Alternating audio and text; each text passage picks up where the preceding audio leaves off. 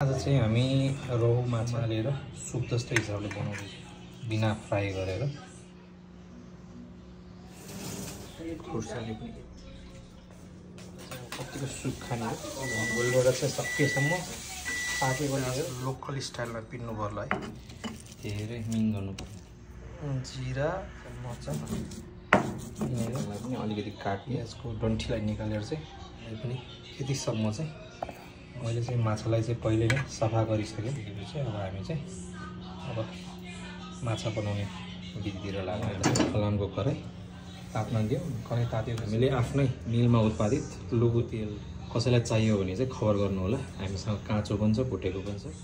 त्यसलाई अलिकति तात्न दियौँ ब्राउन भइसकेकोले अब हामी लसुन प्याज भुटिहाल्छौँ नुनहरू हाल्यो नुनले अलिकति चाँडै गर्छ 1.5 किलो माछाले पनि यतिसम्मको बोलबाट हालेको चाहिँ बाँकी चाहिँ चाँडै गर्नुहोस् त्यो धेरै नुन नहाल्नुहोस् ठिक्क बाँकी चाहिँ मजाले पाकोस् अब चाहिँ हामी अब मसला हाल्न थाल्छौँ अलिकति बेसार हालौँ अघि नै पिनेको लसुन र अदुवा जिरा धनियाँ ज्वानो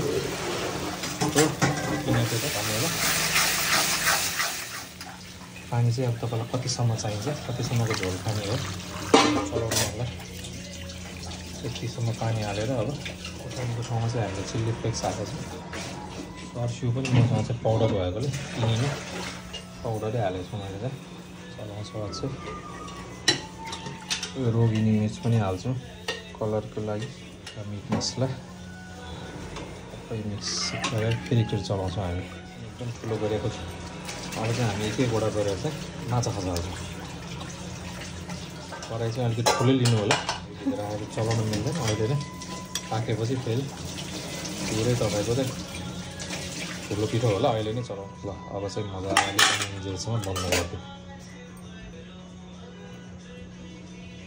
सम्मको बोइल गरिसकेपछि चाहिँ हामी यहाँ ओनियनले चाहिँ स्प्रिङ्कल गर्छौँ सानो आँचमा अलिक धनियाँ पनि हाल्छौँ यसरी अन्तमा चाहिँ अब कतिको अमिलो मनपर्छ त्यही अनुसारले मैले चाहिँ एउटा पुरै कागती हाल्दिएँ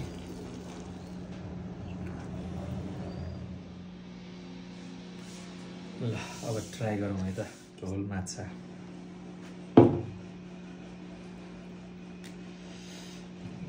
अलिकति चाहिँ चढौँ